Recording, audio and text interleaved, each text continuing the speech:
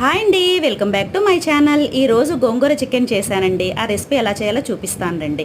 ఒక 3 కట్టలు గోంగూర కట్టల్ని ఒలిచి కడిగి పక్కన పెట్టుకొని చికెన్ కూడా అరగంట సేపు నానబెట్టుకోవాలండి. ఇప్పుడు స్టవ్ వెలిగించి కళాయి పెట్టుకుని ఆయిల్ వేసి హోల్ గరం మసాలా వేసుకోవాలండి. అవి కొంచెంగా ఫ్రై అయిన తర్వాత ఒక 3 పచ్చిమిర్చి చీలికలు, 3 ఉల్లిపాయలు సన్నగా ముక్కలుగా కట్ చేసుకునేవి అవి వేసి అవి కలర్ మారేంత వరకు వేయించుకోవాలి.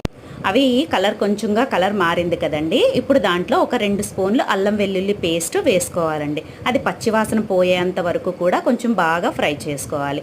అది కూడా బాగా ఫ్రై అయింది కదండి. మనం ముందుగా కడిగి పెట్టుకున్న గోంగూరని అలా వేసుకుని మూత పెట్టి అది దగ్గరగా అయ్యేంత వరకు ఉడికించుకోవాలి. ఇది చక్కగా ఎంత గోంగూర వేసినా కొంచెంగా అయిపోతుందండి.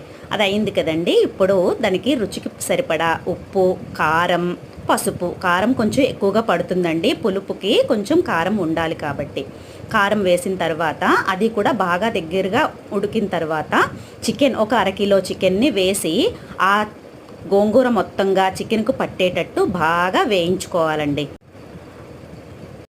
ఇగోండి అలా చక్కగా దగ్గరగా అయింది కదండి. ఇప్పుడు మనం దాంట్లో వేడి నీళ్లు వేసుకుని మూత పెట్టి మొత్తం చికెన్ అంతటికి కూడా బాగా పట్టేటట్టు ఉడికేటట్టు ఉడికించుకోవాలండి. అంతేనండి, చాలా రుచిగా ఉండే గోంగూర చికెన్ రెడీ అయినట్టే. ఇది వంట రాని వాళ్ళు కూడా చేసుకోవచ్చండి. Thank you for watching. Bye.